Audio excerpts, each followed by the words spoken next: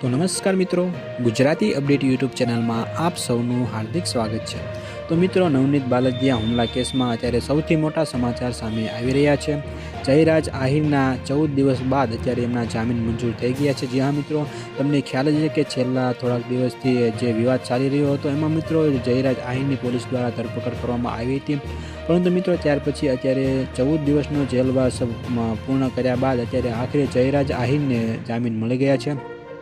તો મિત્રો, અગાઉ નવનીત બાલદિયાનો પણ એક વિડીયો સામે આવ્યો હતો, જેમાં મિત્રો નવનીત બાલદિયા કહી રહ્યા હતા કે જો જયરાજ આહિરના જામીન મંજૂર થશે તો તેઓ હાઈકોર્ટ સુધી પણ જશે, એવું તેમણે વિડીયોમાં જણાવ્યું હતું। તો મિત્રો, હવે આવનારા સમયમાં આપણે જોવું રહ્યું કે જયરાજ આહિરને અત્યારે જે જામીન મળ્યા છે એમાં મિત્રો નવનીત બાલદિયા અને કોળી સમાજની શું પ્રતિક્રિયા રહેશે તે આપણને આવનારા સમયમાં જોવા મળશે।